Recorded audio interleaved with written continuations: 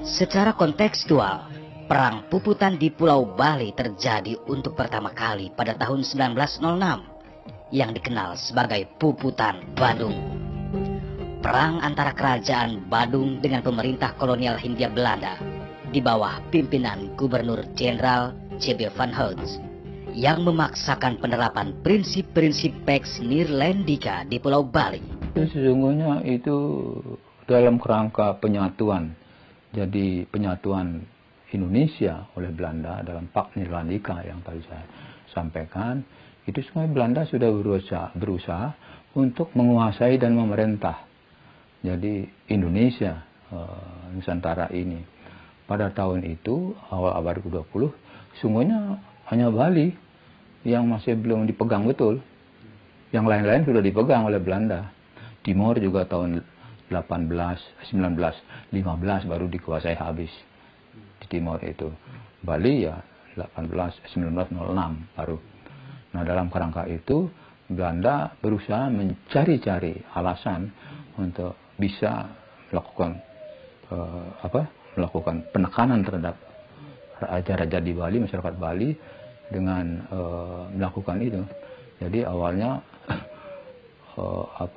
tawan karang, itu kapal-kapal yang berlabuh di pantai, sungguhnya tidak dibolehkan di Bali, nyelonong begitu.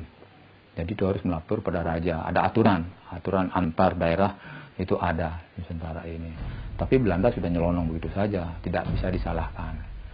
Nah, kalau ada begitu, biasanya tradisinya barang-barang orang itu dirampas atau diambil, diinterogasi dulu seperti apa ini begitu.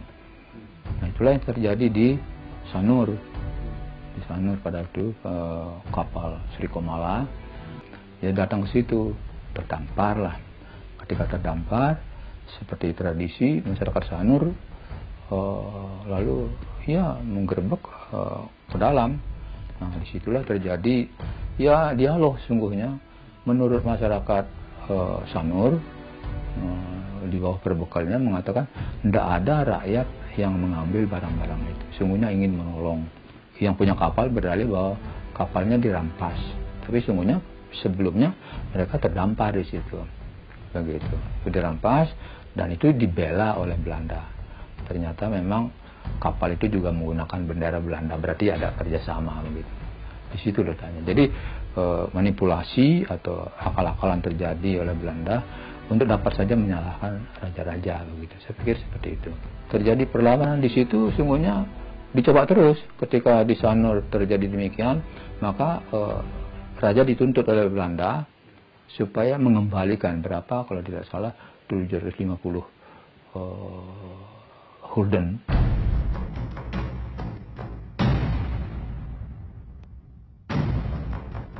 Untuk membuktikan mereka benar-benar tidak bersalah, 2.800 rakyat Sanur bersumpah di sebuah pura bahwa mereka tidak merampas isi kapal. Sehingga Raja Badung kala itu, I Gusti Ngurah Made Agung, yang bergelar I Gusti Ngurah Gede Denpasar, menolak untuk membayar denda itu. Raja sungguhnya bukan karena uang. Kalau uang barangkali ada. Sampai dalam wawancara saya di Puri Denpasar, tercetus cerita bahwa pada suatu malam ketika terjadi negosiasi begitu, ada utusan Belanda, kurir pemerintah Belanda, datang ke Puri diam-diam. Tuanku Raja, apakah tuanku memang tidak punya uang untuk menembus itu? Kalau tidak punya uang, kami berikan uang untuk menembus. Meskipun telah diultimatum, Raja Badung I Gusti Ngurah Gede Denpasar tetap menolak tuduhan dan tuntutan sampai batas waktu 9 Januari 1905. Sehingga pemerintah kolonial Hindia Belanda mengirimkan kapal angkatan laut mereka ke perairan Badung untuk melakukan blokade ekonomi.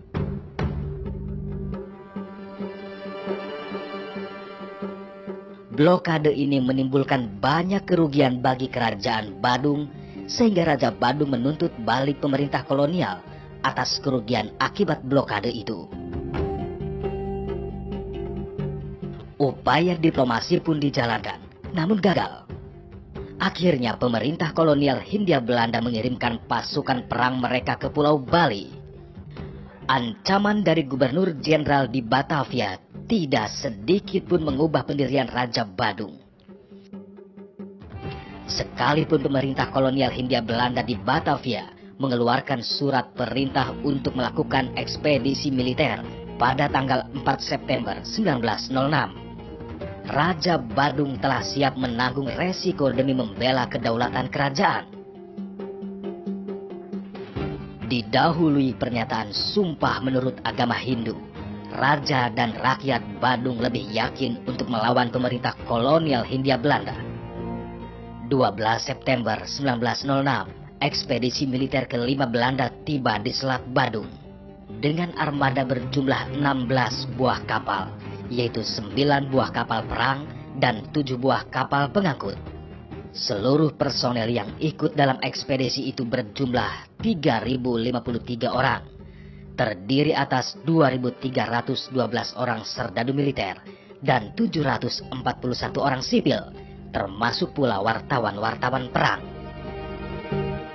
Sore harinya, pihak Belanda mengirim kurir untuk menyampaikan ultimatum kepada Raja Badung agar menyerah dalam tempo 2 kali 24 jam. Ultimatum ini ditolak tegas, sehingga pasukan Belanda mulai menyerbu kerajaan Badung.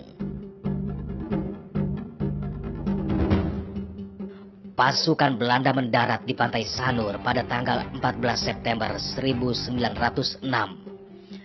Pabean Sanur diduduki, kemudian dijadikan benteng pertahanan untuk melakukan serangan ke arah Puri Kesiman, yang menjadi benteng terdepan kerajaan Badung.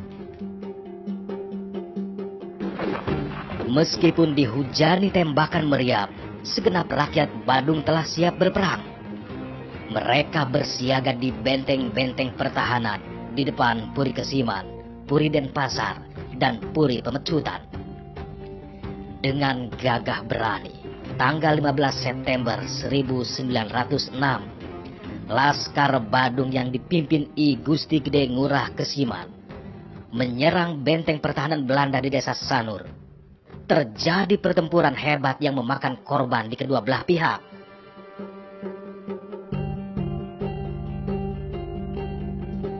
Esok harinya, pada tanggal 16 September 1906, 2 batalion tentara Knil di bawah pimpinan Roos van Toningen bergerak meninggalkan benteng pertahanan mereka ke arah desa Panjer dan Sesetan. Sebagian pasukan yang lain bergerak ke arah Kesiman. Sepanjang perjalanan, pasukan Hindia Belanda mendapat perlawanan sengit dari rakyat dan Laskar Badung.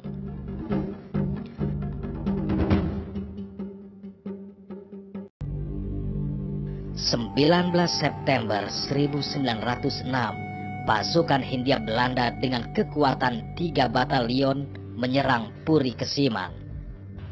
Datang pasukan lagi di Sanur, ngebom dari jauh, dibiarkan oleh raja. Tidak dilawan, tapi dibiarkan saja.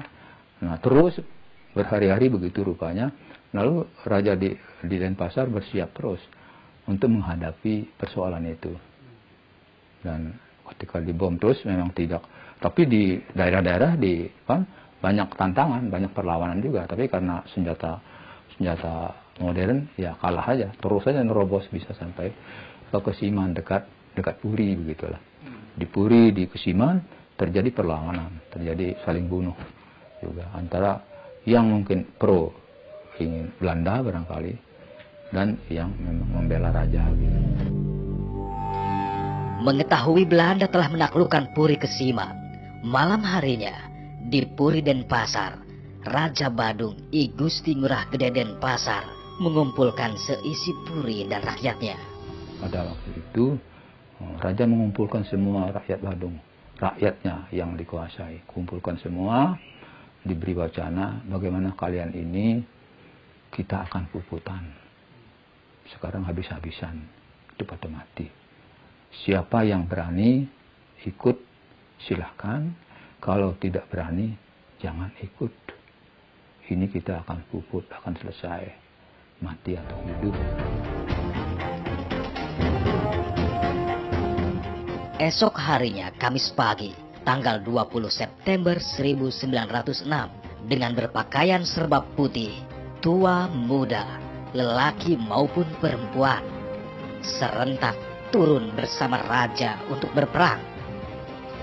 Tanpa rasa takut, dengan peralatan perang seadanya, rakyat dan raja melawan tentara kolonial Hindia Belanda. Jadi perang. Nah, dalam perang itu memang rakyat Badung, pengikut raja, memang sepertinya membabi buta. Tidak tahu taktik perang, tidak tahu strategi, tapi sudah harus lawan itu. Dia bunuh atau kita dibunuh, siap gitu. Nah, disitulah kesannya pada bacaan-bacaan arsip Belanda, sempat serdadu Belanda juga tertegun, berpikir keras, apa saya harus nembak atau tidak. Karena rakyat bersama rajanya sudah maju terus dengan tombaknya, maju terus nyerang gitu. Sudah dengan peringatan senjata ke atas, tidak digubris, maju terus begitu. Dan sampai derajat dekat. Nah, karena sudah terlalu dekat, maka terpaksa ditembak oleh Belanda. Begitulah berhamburan korban begitu. Tak butuh waktu lama bagi Belanda untuk menaklukkan Puri dan Pasar.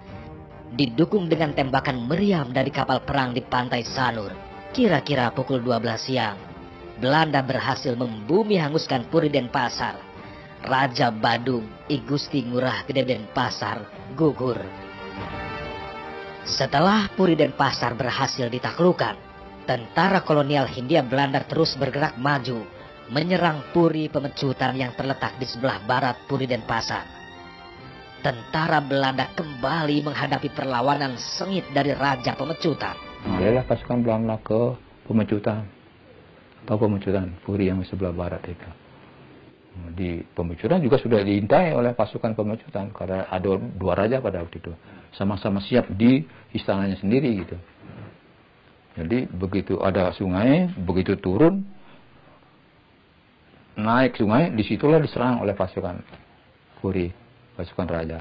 Banyak korban para pasukan berkuda korban. Nah, tapi juga karena pendukung pasukannya banyak, memang bisa juga naik. Jadi ke Puri yang berhadapan dengan pasukan Puri yang memang siap mati juga.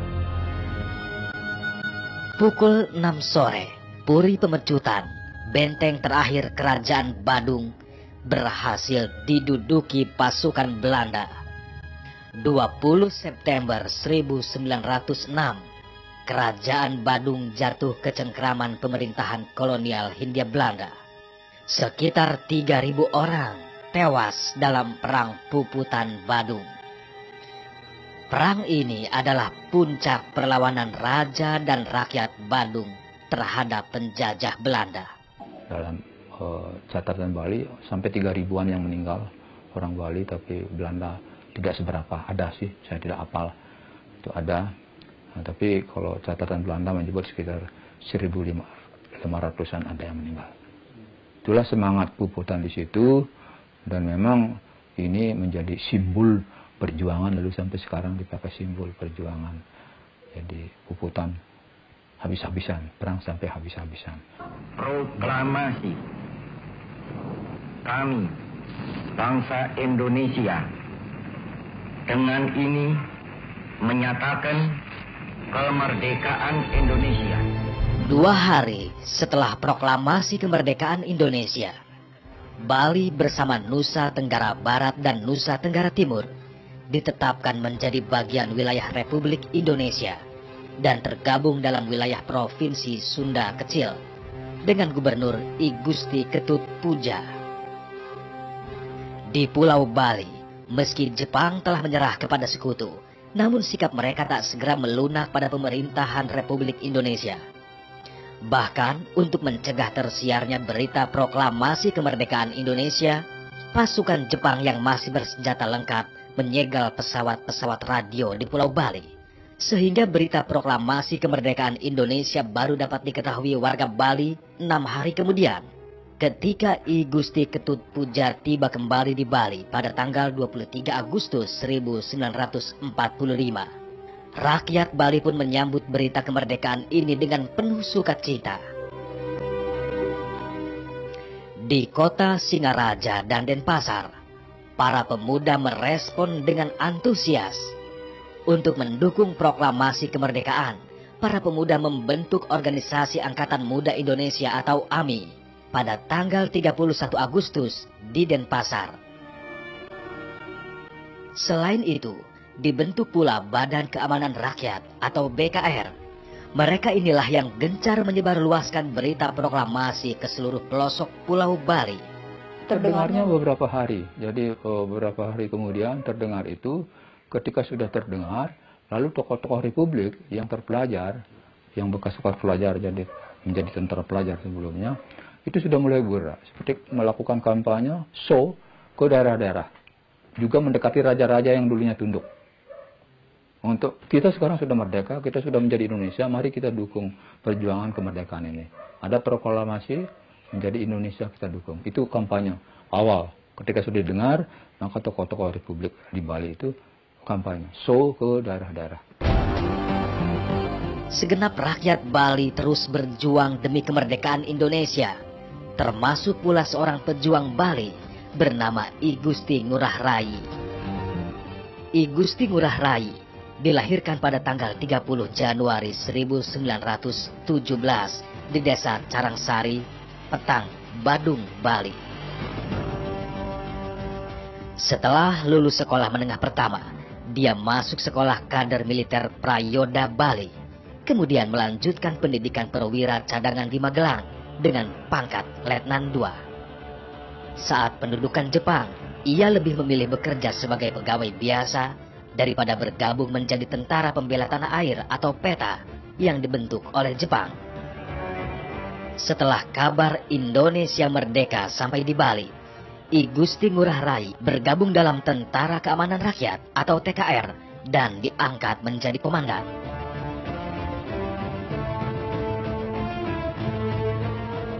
(18 Februari 1946), kelompok sekutu yang tergabung dalam Allied Force Netherlands East Indie atau AFNE datang ke Pulau Bali.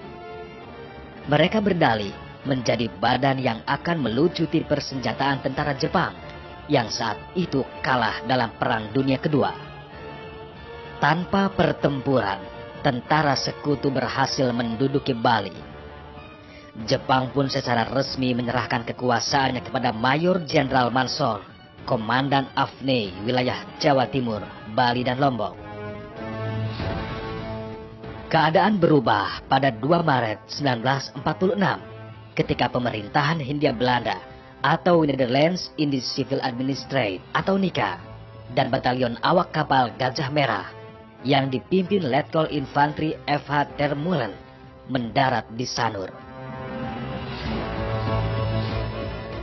Tentara yang awalnya datang untuk menggantikan tentara Inggris ternyata dengan cepat menduduki kota-kota di Pulau Bali dan menangkap para pemuda pro kemerdekaan. Suasana Bali kembali tegang. Gajah Merah itu kan tentara Belanda yang diistirahatkan lah selama pendudukan Jepang itu di Siam, yang diistirahatkan istilahnya. Tapi begitu Bersekutu menang, ya ini yang dikirim ke daerah sini, daerah Sunda kecil ini, termasuk Bali lah di situ. Itu yang dikirim sehingga ya, orang-orang yang tadinya ya ini keberingasan itu muncul. Ya, disitulah terjadi istilahnya insiden-insiden. Sejak kedatangan tentara Gajah Merah, perjuangan rakyat Bali mempertahankan kemerdekaan semakin berat.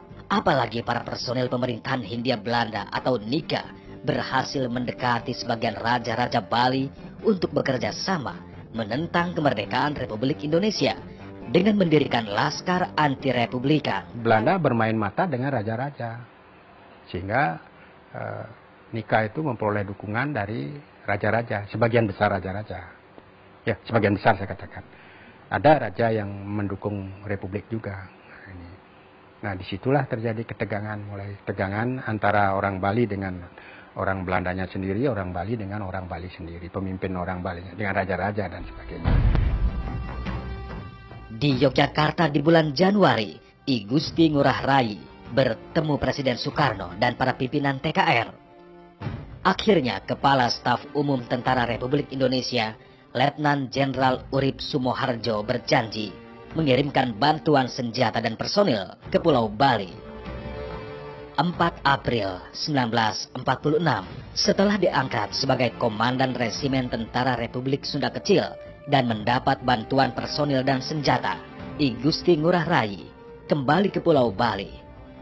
Namun Belanda yang menjaga ketat titik-titik pendaratan di Pulau Bali membuat pertempuran kembali berkecamuk.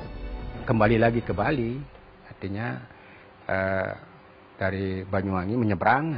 Ini sering di dalam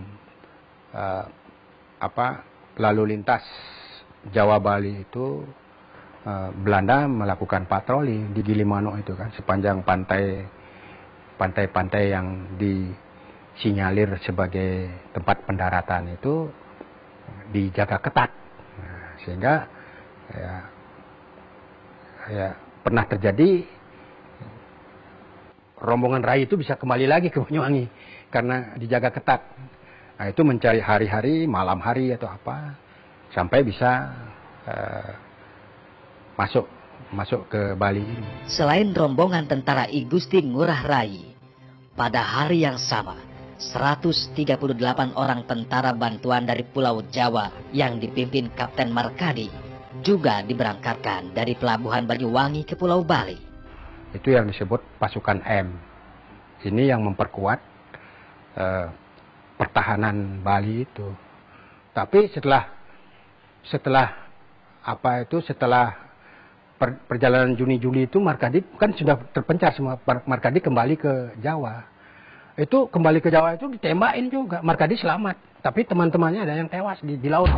Sesampainya di Pulau Bali pada 14 April 1946, Letnan Kolonel I Gusti Ngurah Rai menggalang kekuatan. Di daerah Munduk Malang, daerah terpencil di Tabanan, berbagai badan perjuangan bergabung di markas besar umum Dewan Perjuangan Rakyat Indonesia Sunda Kecil. Tentaranya beberapa saja, tidak banyak. Ya, yang banyak kan yang PRI itu, PRI atau Pesindo itu kan. Itu sehingga jumlahnya awal itu menurut catatan itu sekitar 800 orang. Ini terjadi likuidasi antara tentara dengan sipil, artinya organisasi tentara TRI dengan organisasi sipil itu PRI sama Pesindo itu, ya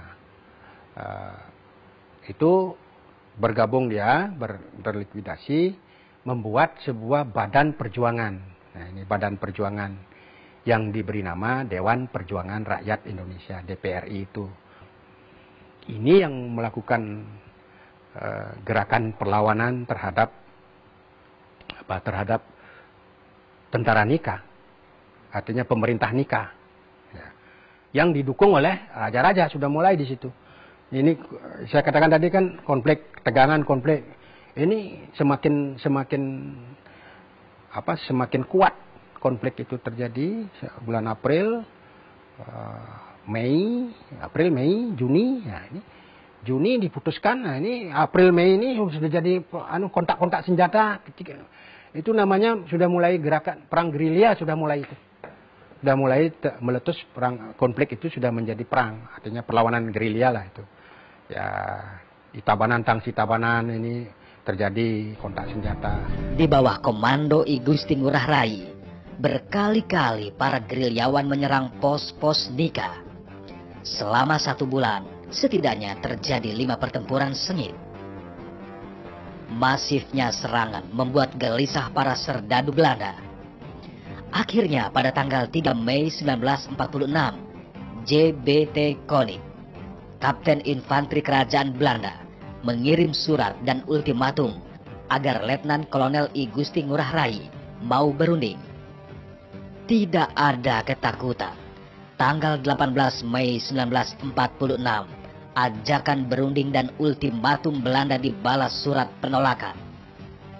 Untuk menghadapi serangan Belanda, pada tanggal 1 Juni 1946, I Gusti Ngurah Rai dan pasukannya memutuskan bergerilya dengan cara long march ke arah Bali Timur.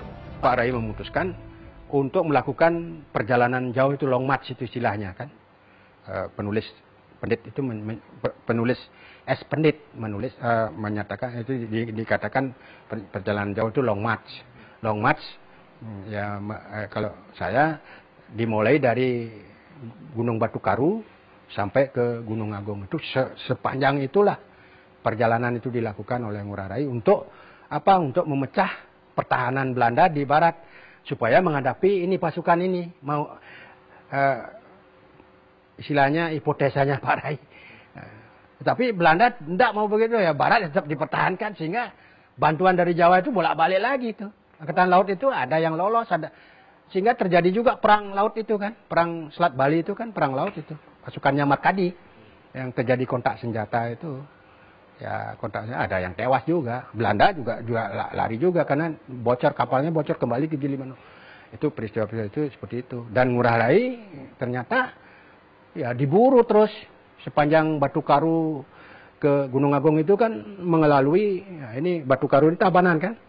Tabanan, daerah Buleleng kan itu, Buleleng, Badung Utara, Bangli, ini sepanjang ini. Bangli, Karangasem, itu daerah itu kan. Arti Batu Karu, Gunung Agung itu seperti itu. Itulah, Bali itu di sisi utara itu dijadikan basis perjuangan perjalanan panjangnya Ngurah Rai pada bulan Juni sampai Juli. Marah atas jawaban I Gusti Ngurah Rai, Belanda terus memburu pasukan pejuang. Sepanjang perjalanan sering terjadi kontak senjata. Puncaknya pada tanggal 7 Juli 1946 di Tanah Aron, Karangasem, terjadi pertempuran yang menewaskan 86 tentara Belanda. Tanah Aron.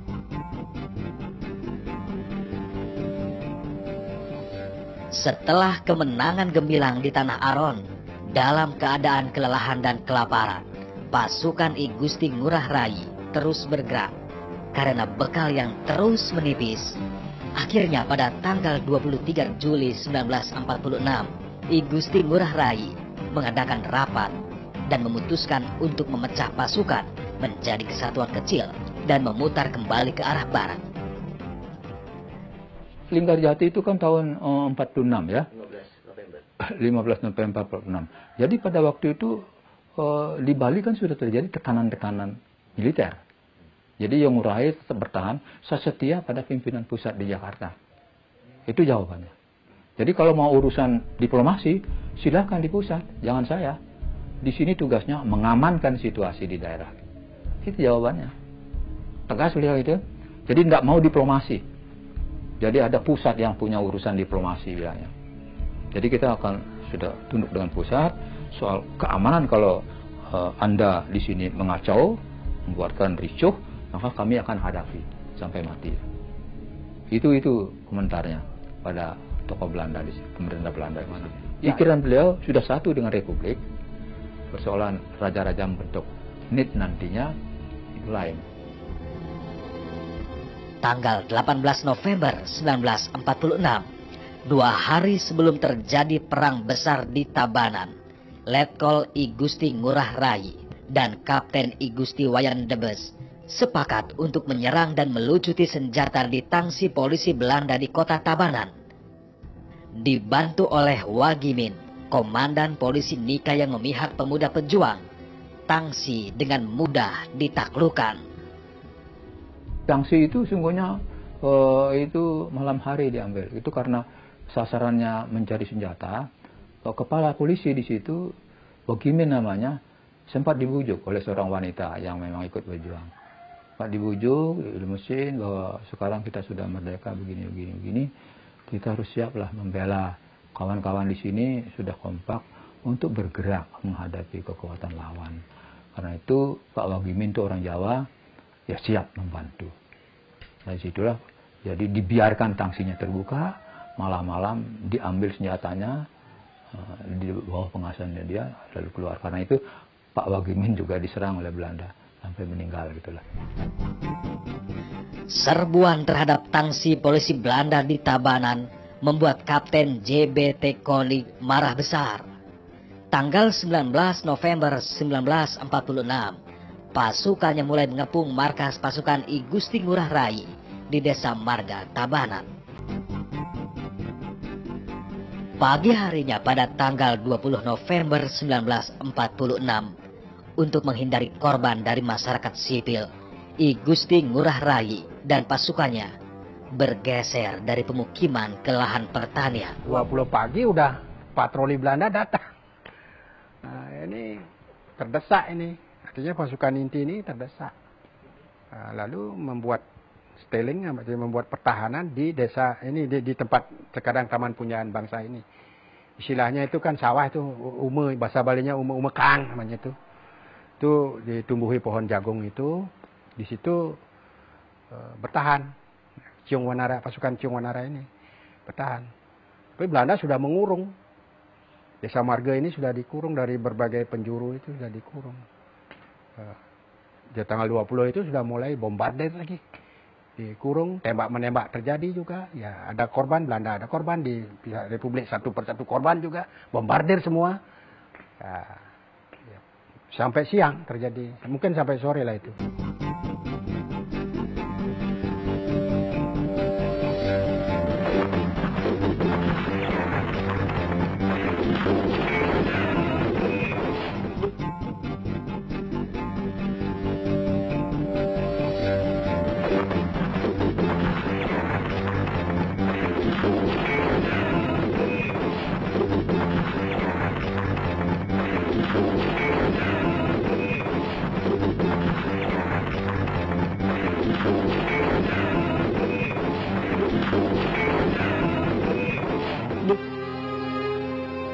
20 November 1946, I Gusti Ngurah Rai yang kala itu berumur 29 tahun gugur bersama pasukannya dalam perang mempertahankan kemerdekaan Indonesia.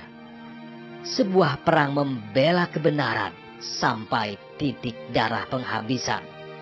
Perang yang dikenal sebagai Perang Puputan Margarana.